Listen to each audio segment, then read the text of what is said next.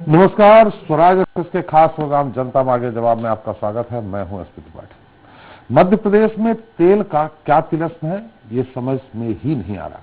दरअसल देश के तमाम राज्यों के जो बड़े शहर हैं, वहां मध्य प्रदेश के किसी भी शहर की तुलना में पेट्रोल और डीजल 10 रुपए प्रति लीटर तक सस्ता बिक रहा है। खास बात यह है कि राज्य में तेल के दाम इतनी खामोशी से बढ़ रहे हैं कि आम जनता को पता ही नहीं चल पा रहा कि उसकी जेब पर कितना भार बढ़ गया है। लेकिन सवाल इस बात का है कि जब इस समय अंतर्राष्ट्रीय बाजार में कच्चे तेल की कीमत में नरमी है, तो फिर पेट्रोल डीजल इतना महंगा क्यों है? और क्या वजह है कि मध्य प्रदेश में देश का सबसे महंगा पेट्रोल और डीजल बिक रहा है? सवाल यह भी है कि सरकार तेल की महंगाई पर लगाम क्यों नहीं लगा पा रही है? प्रदेश में आखिर तेल का क्या तिलस्म है? आज इसे समझने की हम कोशिश करेंगे, लेकिन पहले बात होगी छत्तीसगढ़ की, जहां मुख्यमंत्री भूपेश बघेल राम भक्त हो गए हैं। और ये कहा जा रहा है कि भूपेश बघेल राम भक्त बनकर क्या सरकार को सियासी फायदा दिलाना चाहते हैं, या सीएम भूपेश के रोम रोम में राम बस गए हैं। एक सवाल ये भी है कि सीएम भूपेश के राम भक्त बनने के साथ ही राम वन गमन पथ और कौशल्या माता मंदिर का निर्माण होने के बाद छत्तीसगढ़ में क्या राम राज्य आ जाएगा, या फिर तस्वीर वही पुरानी रहेगी? वैसे जो भी हो, बीजेपी के लिए चिंता वाली बात है, क्योंकि अब तक हिंदुत्व के जिस एजेंडे को लेकर बीजेपी चली है, अब कांग्रेस भी उसी राह पर है। लेकिन क्या बीजेपी की तरह उसे इसका बड़ा लाभ मिलेगा? ये बहुत बड़ा सवाल है, और इसका जवाब जानने की हम कोशिश करेंगे जनता मांगे जवाब के आज के मुद्दे राम भक्त भूपेश।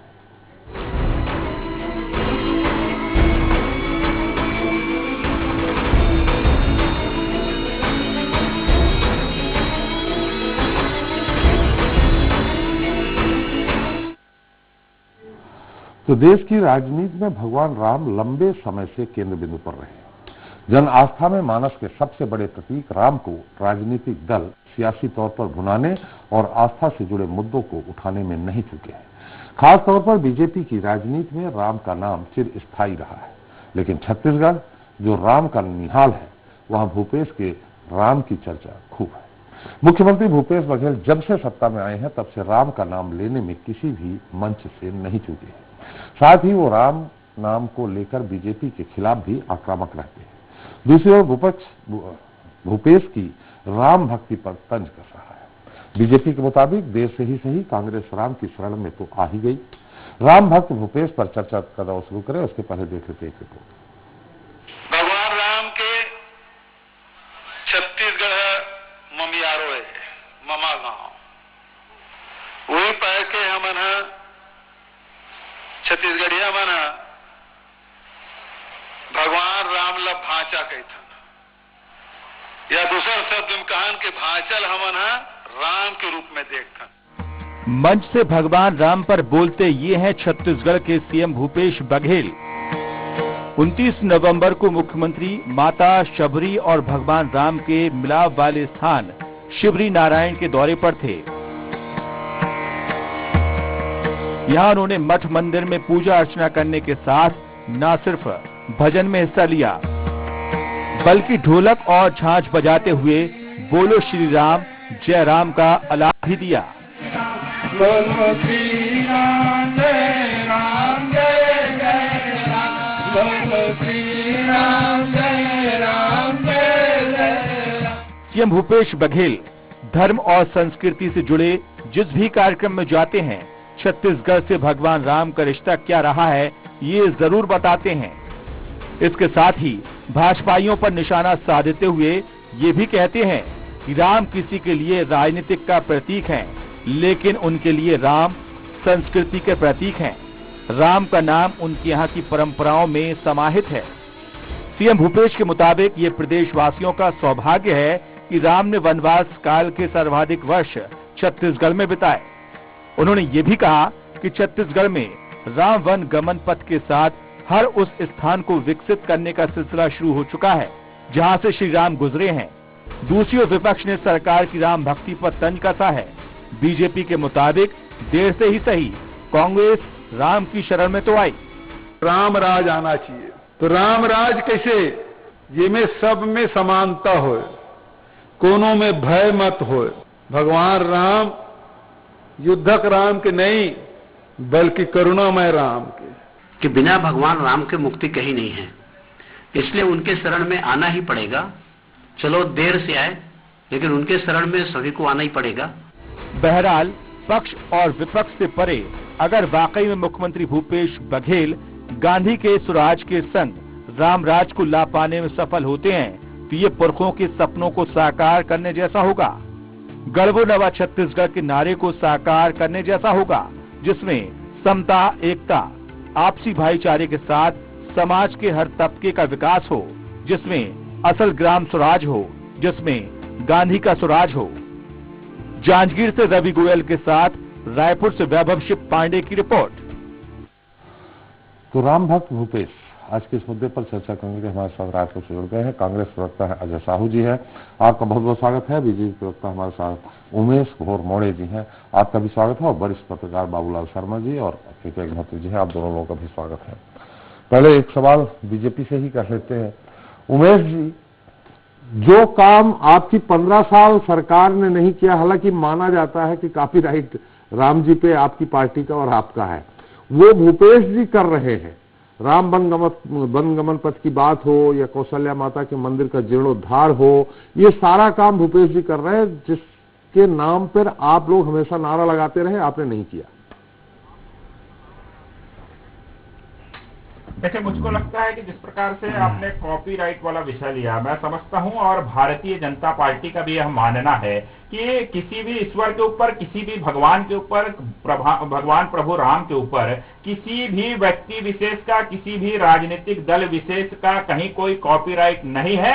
भगवान प्रभु राम पूरे विश्व के हैं, एक एक जनमानस के हैं। और रह गई बात जिस प्रकार से आज कांग्रेस के मित्र भगवान प्रभु श्री राम को याद कर रहे हैं, तो निश्चित तौर पे इतिहास गवाह है, आपको एक ना एक दिन प्रभु के शरण में जाना ही पड़ता है। और जब से आपका यह डिबेट प्रारंभ हुआ है, मैं यहां बैठा हूं और तमाम घटनाक्रम को मैं सुन रहा था, मुझको रामायण का एक घटनाक्रम याद आ रहा है, जिसमें हनुमान जी संजीवनी बूटी लेने के लिए जाते हैं और रास्ते में एक कालनेमी नामक राक्षस अपना भेष बदल करके राम राम की माला जपने का काम करता है और भगवान हनुमान जी को दिग्भ्रमित करने का प्रयास करता है। तो निश्चित तौर पे रामायण से लेकर के आज तक के हम सभी के भक्ति का जो इतिहास रहा है, निश्चित तौर पे रोचक रहा है। और कांग्रेस के मित्र यदि आज राम राम जप रहे हैं तो सीधे तौर पे मैं कहूंगा कि यह प्रभु श्री राम की महिमा है कि जो लोग राम डज नॉट एग्जिस्ट कहा करते थे, जो लोग राम, भगवान प्रभु राम के अस्तित्व पर सवाल उठाया करते थे, जो लोग न्यायालय के अंदर में शपथ पत्र देकर के उसे काल्पनिक बताया करते थे, उनको भगवान ने सतबुद्धि दी है। देर से ही सही उनकी सद्बुद्धि जागी और वो आज राम राम का नाम जप रहे हैं। तो मैं उनको साधुवाद देता हूं और प्रभु श्री राम को धन्यवाद देता हूं कि ऐसे लोगों को उन्होंने सद्बुद्धि दी। चलिए उमेश जी, ताकि छत्तीसगढ़ उमेश जी चलिए आगे बढ़ा, उमेश जी चलिए, राम नाम जपने लगे वो भी, तो जिस तरह से आपका बेड़ा पार राम नाम के जप ने किया है, उसी तरह उनका भी बेड़ा पार अब हो जाएगा। या फिर जहां तक मुझे थोड़ा बहुत स्मरण आ रहा है, आपने कहा कि एक काल नाम के राक्षस ने हनुमान जी को दिग्भ्रमित करने का प्रयास किया। उस काल नाम के राक्षस का हनुमान जी ने क्या किया ये आपको ही मालूम होगा, शायद बंद कर दिया था। तो ऐसी स्थिति में आप कुछ ऐसा करने वाले हैं?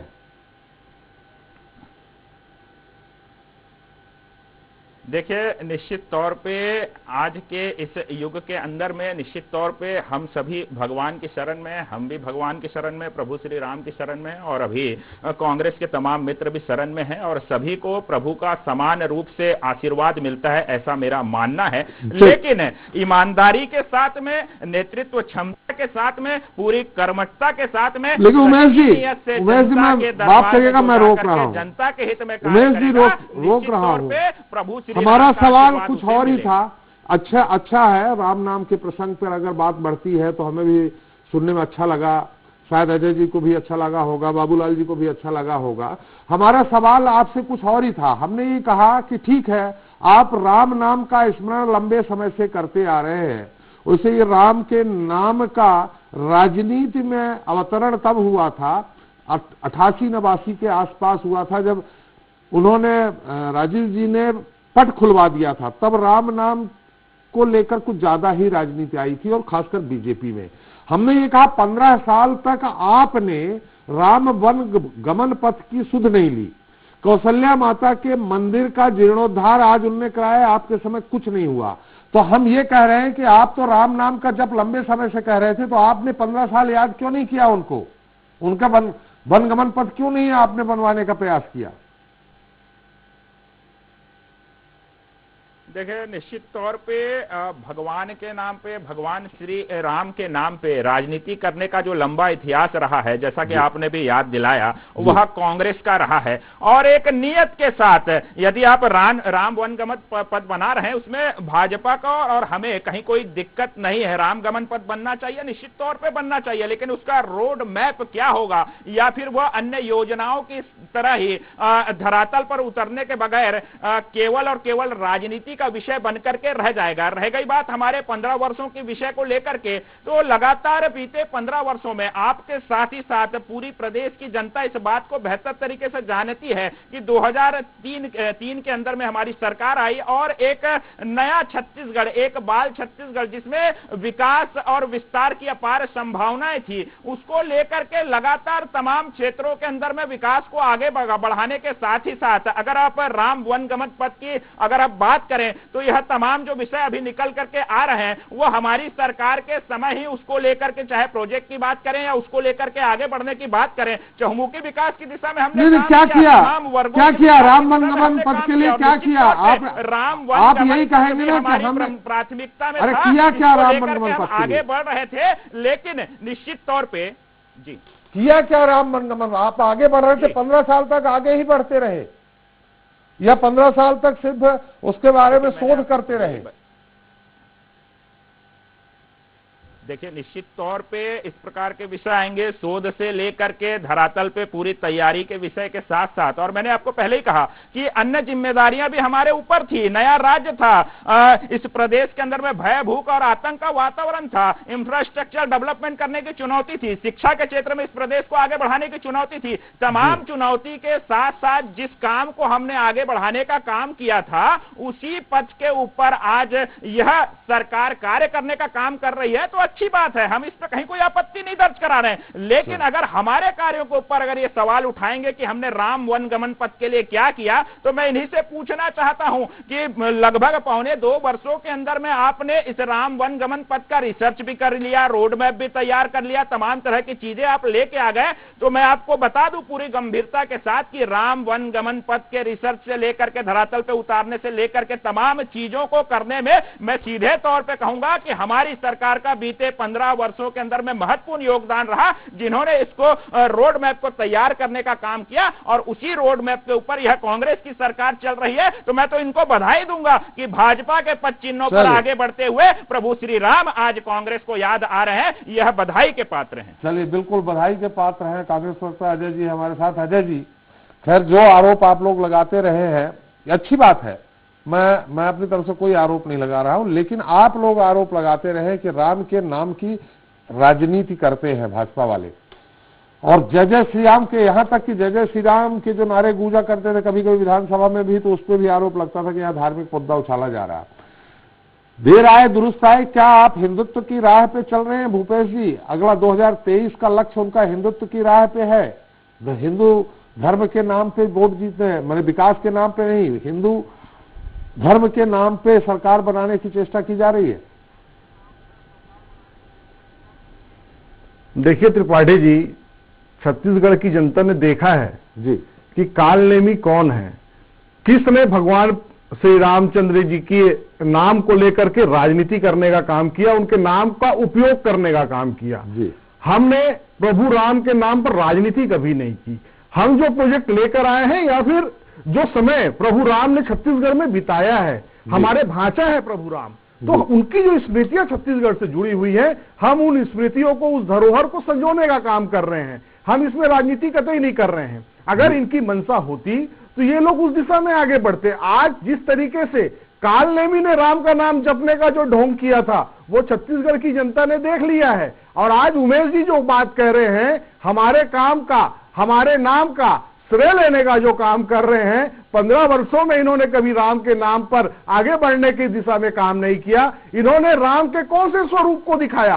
प्रभु राम का स्वरूप जो इन्होंने जनता को दिखाया, जो इन्होंने देश को दिखाया, वो रौद्र रूप था। वो पूरे रामायण में मैं समझता हूं प्रभु राम का जो वो रूप था, वो एक बार आया था जब उन्होंने जो समुद्र को सुखाने के लिए उन्होंने जब प्रचंडा तानी थी, उस समय ये रूप आया था।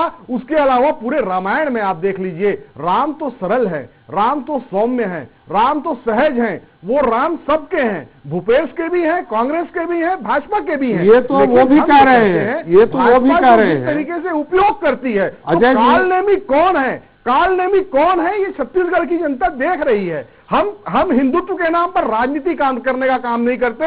अगर मेरा धर्म हिंदू है, ये मेरी आस्था का विषय है त्रिपाठी जी, राजनीति करने का विषय नहीं है। प्रत्यक्ष न सही परोक्ष रूप से कालनेमी कौन है, ये आपकी तरफ इशारा कर दिया है उन्होंने। कालनेमी कौन था, ये इशारा कर दिया है। नहीं,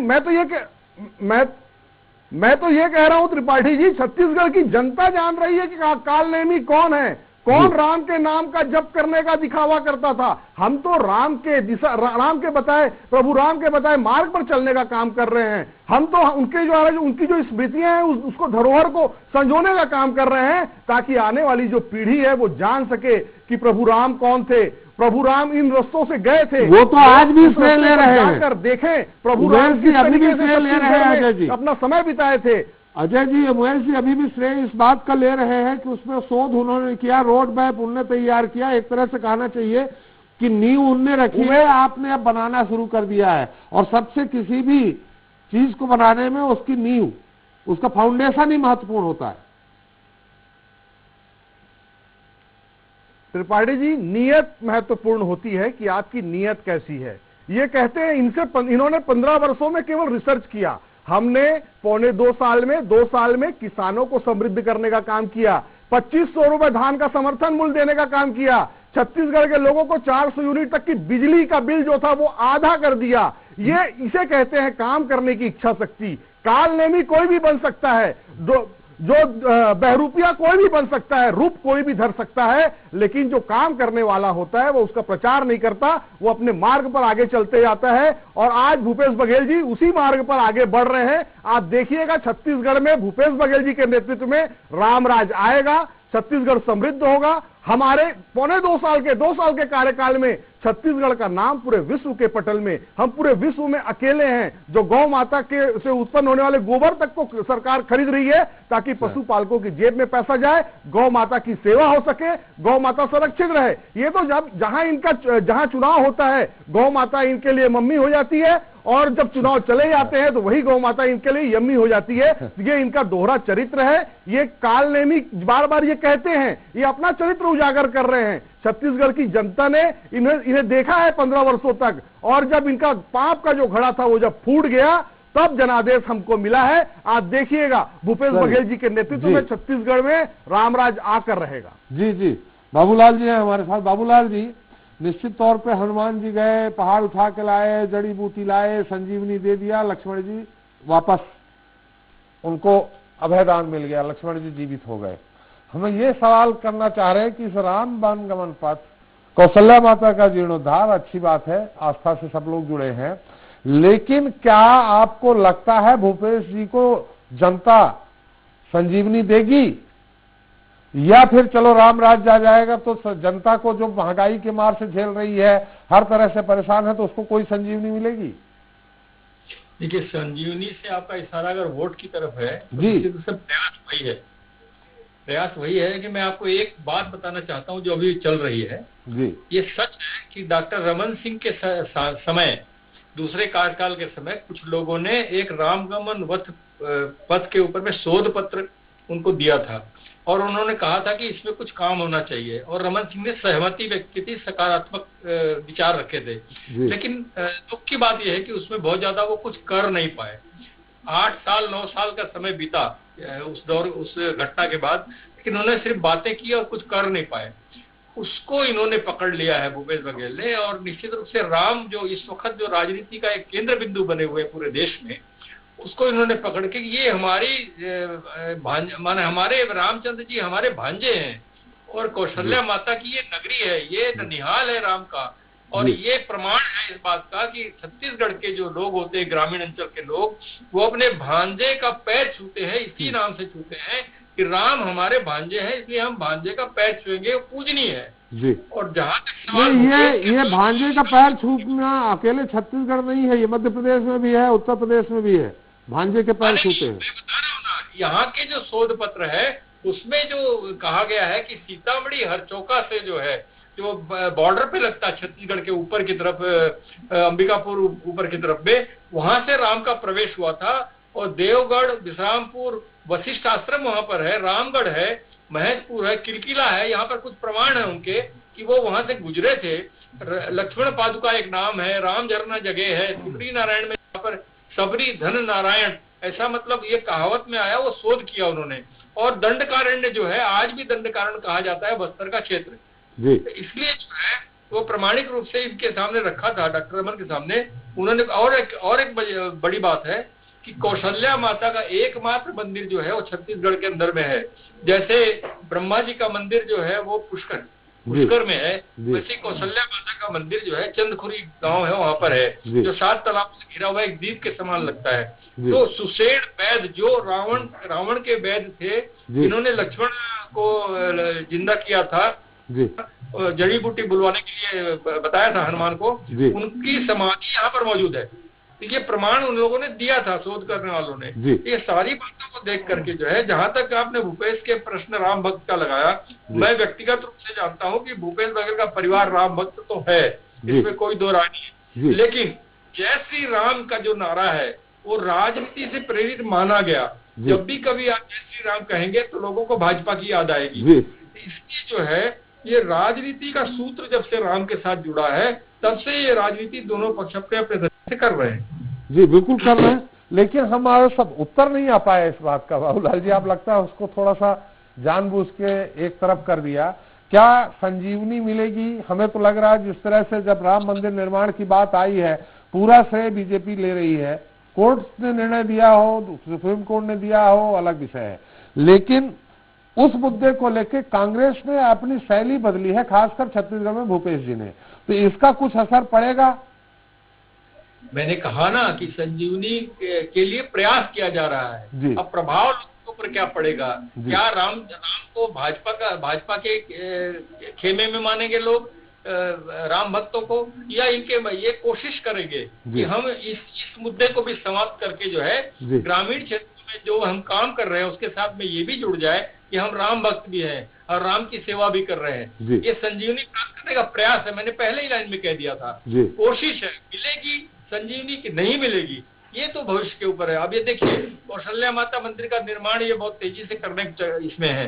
अभी सबरी नारायण में इन्होंने जो मूर्ति स्थापित की और जो राम वनगमन पथ के ऊपर में काम कर रहे हैं, तो इसलिए जो है लग रहा है कि ये उस मुद्दे को अपने पाले में लाने का प्रयास जो है इस माध्यम से करेंगे, ताकि जो राम भक्त लोग हैं ग्रामीण, वो इस बात को स्वीकार करें कि भूपेश बघेल ने जो है, डॉक्टर रमन ने जो नहीं किया, अब भूपेश बघेल उस काम को पूरा कर रहे हैं। रामचंद्र के प्रति जो है उनकी श्रद्धा अटूट है। ये साबित करने का प्रयास, संजीवनी प्राप्त करने का प्रयास भूपेश बघेल कर रहे हैं। जी जी जी। उमेश जी, अगर ऐसा हुआ तो निश्चित तौर पे आप लोगों को परेशानी जाएगी आगे भी।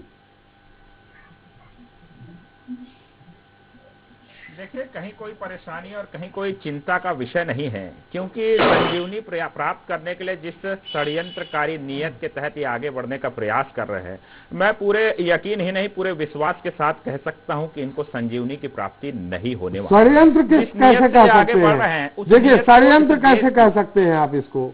ये षड्यंत्र कहा, कोई राम भक्त हो गया, राम की पूजा कर रहे हैं आप लोगों ने, ये तो व्यक्तिगत विषय है। और सरकार अगर उसमें राम गमन पथ बनवा रही है, उसको बृहद करवा रही है, तो इसमें षड्यंत्र कहां से हो गया? आपको कहां से षड्यंत्र की बू आ गई?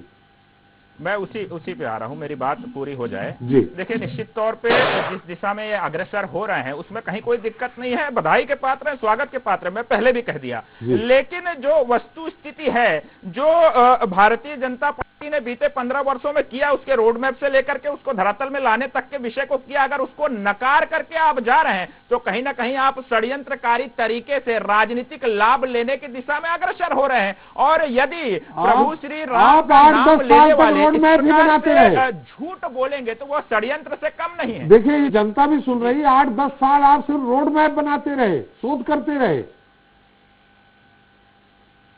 देखिए, मैंने आपको पहले ही बताया कि जब हमको इस प्रदेश की जनता ने आशीर्वाद दिया 2003 के अंदर, उसके बाद लगातार, इसमें कहीं कोई दिक्कत नहीं है, 15 वर्षों तक हम रहे, जनता का आशीर्वाद मिला, हम उसको स्वीकार कर रहे हैं। लेकिन इन 15 वर्षों के अंदर में हमारे पास तमाम तरह की जिम्मेदारियां रही, इंफ्रास्ट्रक्चर डेवलपमेंट से लेकर के स्वास्थ्य सेवाओं को बेहतर करने से लेकर के शिक्षा को बेहतर करने से लेकर के प्रदेश के चहुमुखी विकास से लेकर के तमाम दायित्व हमारे कंधे पर रहा। किसानों की खुशहाली से लेकर के कर्मचारियों की खुशहाली से लेकर के छात्रों के उज्जवल भविष्य से लेकर तमाम जिम्मेदारियों का निर्वहन करने के साथ साथ नए जिलों का निर्माण करके इस प्रदेश के चहुमुखी विकास के साथ साथ अगर हम राम वन गमन पथ की दिशा में सोचते हैं, उसके रोड मैप की हम तैयारी करते हैं, उसको किस प्रकार से आगे बढ़ाने का प्रयास किया जाए, मतलब आपका उमेश जी आरोप ये है, या फिर हम शिवरी नारायण की बात करें, शिवरी नारायण को एक पर्यटन स्थल पर डेवलप करने का काम अगर हम करते हैं तो यह सब उसी का एक पार्ट रहा है। उमेश जी, आपका आरोप यह है कि आप चहुमुखी विकास करते हुए आप राम वनगमन पथ के बारे में सोच रहे थे। ये सिर्फ राम वनगमन पथ और कौशल्या माता का मंदिर बनवा रहे हैं, बाकी विकास के नाम पे जनता के लिए कुछ नहीं कर रहे, आपका ये कहना है? विकास नहीं कर रहे?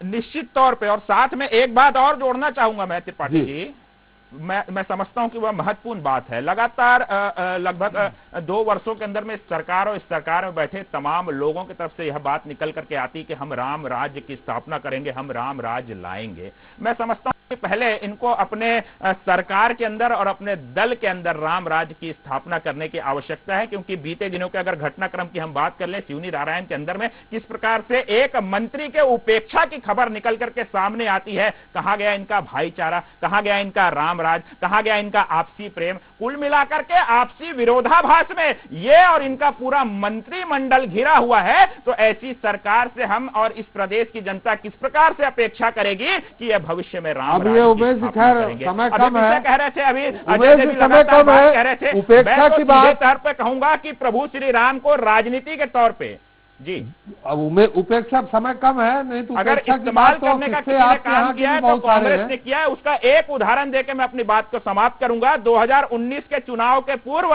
कांग्रेस के ही नेता न्यायालय में वाद प्रस्तुत करते हैं कि अयोध्या के राम मंदिर का जो फैसला है 2019 के चुनाव तक टाल दिया जाए। ये प्रभु श्री राम के विषय को राजनीति का विषय बनाने का काम तो कांग्रेस ने किया है कि भाई चुनाव तक आप टाल दो, चुनाव तक प्रभु राम का नाम मत लो, और यहां कहते हैं कि राजनीति का विषय नहीं है। तो यह दोहरा मापदंड, दोहरा चरित्र, दोहरा चाल चरित्र और चेहरा आज इनका उजागर। यात्रा आपने निकाली थी, खैर जाने दीजिए उनको। अजय जी, ये सीधे सीधे बहुत संक्षेप में उत्तर जानना चाहेंगे कि ये इनका कहना है कि चहुमुखी विकास की ओर थे, अलग राज्य मिला था छत्तीसगढ़, तो ये अलग अलग जिलों के विकास की बात कर रहे थे, किसानों की बात कर रहे थे, इसलिए उनको शोध माने ये राम वनगमन पथ के निर्माण का समय नहीं मिला, उन्होंने शोध किया।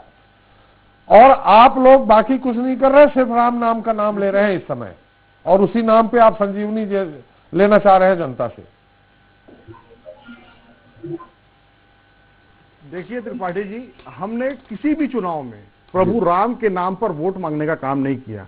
हमने किसी भी चुनाव में प्रभु राम के नाम का इस्तेमाल करने का काम नहीं किया। हमने चुनाव में कहा हम जो वादा कर रहे हैं वो वादा हम पूरा करेंगे, हमने वायदे पूरे किए। इन्होंने चिट फंड कंपनियों का जाल फैलाया था, हमने लोगों के निवेशकों के पैसे लौटाने का काम किया। इन्होंने अपने पूंजीपति मित्रों को जमीन दी थी, बस्तर में आदिवासियों की जमीन ले ली थी जबरदस्ती। हमने, हमारी सरकार आने के बाद हमने आदिवासियों को उनकी जमीन लौटाने का काम किया, वन अधिकार पट्टा देने का काम किया, बिजली बिल हाफ करने का काम किया। देश में हम सबसे अधिक समर्थन मूल्य में धान खरीदने वाले राज्य बन गए, और ये केवल रोड़ा अटकाने का काम कर रहे हैं और ये कहते हैं कि हम षड्यंत्र कर रहे हैं। अरे प्रभु राम के नाम के साथ तो षड्यंत्र आपने किया है, आपने राजनीति करने का काम किया है, आपने प्रदेश का क्या विकास किया है ये छत्तीसगढ़ की जनता ने देखा है। और आप केंद्र में क्या कर रहे हैं, आपने जिस तरीके से हमारी आस्था के साथ खिलवाड़ किया, आपने वहां पर जो प्रभु राम जी के मंदिर का शिलान्यास हो रहा था, हमारी आस्था को ठेस पहुंचाते हुए पत्री के बिना व्यक्ति शिलान्यास में बैठ जाता है, जजमान बन जाता है, जजमान बन जाता है। प्रभु राम स्वयं, प्रभु राम ने स्वयं मूर्ति बनवाई थी, सीता माता की मूर्ति बनाई थी, मेरी आस्था को ठेस पहुंचाती है। भारतीय जनता पार्टी हमारी संस्कृति को, हमारी धरोहर को, हमारी परंपरा का काम करती है। मुद्दा कहीं और चला गया। माफ करिएगा मुद्दा अजय जी, मैंने नाम नहीं लिया और शर्म आनी चाहिए। अरे मुद्दा कहीं और चला गया, माफ करिएगा, माफ करिएगा। चलिए चलिए, हमारा समय समाप्त हो गया। हमारा उमेश जी, अजय जी, समय हमारा समाप्त हो गया है। अग्निहोत्री जी, आपकी बहुत संक्षिप्त टिप्पणी। मुझे लगता है कि भगवान राम जो है वो व्यक्तिगत आस्था के प्रतीक है, और भूपेश बघेल जी हों या कांग्रेस के पूर्व राष्ट्रीय अध्यक्ष राहुल गांधी हों, ईश्वर का नाम लेना या मंदिर जाना ये अपने अपनी व्यक्तिगत आस्था का प्रतीक है। लेकिन पिछले कुछ लंबे समय से जो चल रहा है, भगवान श्री राम का नाम लेकर के जो राजनीति जो की जा रही है, उसका शायद कुछ आप जैसा कह रहे थे कि जो संजीवनी प्राप्त करने की कोशिश की जा रही है, तो वो तो सीधे ही नजर आता है कि कांग्रेस को चाहिए कि इस नाम से जो है उनका भी कुछ भला हो जाए, और देखते हैं आने वाले समय में उनको कितना लाभ इस बात का मिलता है। बहुत बहुत धन्यवाद उमेश जी आपका, अजय जी आपका, बाबूलाल जी आपका हमारे साथ चर्चा में शरीक होने के लिए। तो राम ये वो नाम है जिस पर लंबे समय से राजनीति होती आ रही है। हालांकि जब से कांग्रेस ने भी राम की भक्ति करना शुरू किया है, खासकर छत्तीसगढ़ में सीएम भूपेश बघेल बड़े राम भक्त बनकर सबके सामने आए हैं, तब से ये कहा जाने लगा है कि बीजेपी से उसका हिंदुत्व का एजेंडा छिनने वाला है, इसीलिए प्रदेश में वो कमजोर हो रही है। बहरहाल इन सब के बीच अब देखना यह है कि अगर सीएम भूपेश की राम भक्ति सरकार को सियासी फायदा दिलाने वाली नहीं है, तो क्या वो वक्त आने वाला है जब छत्तीसगढ़ में राम राज्य आ जाएगा। यह तस्वीर वही पुरानी है।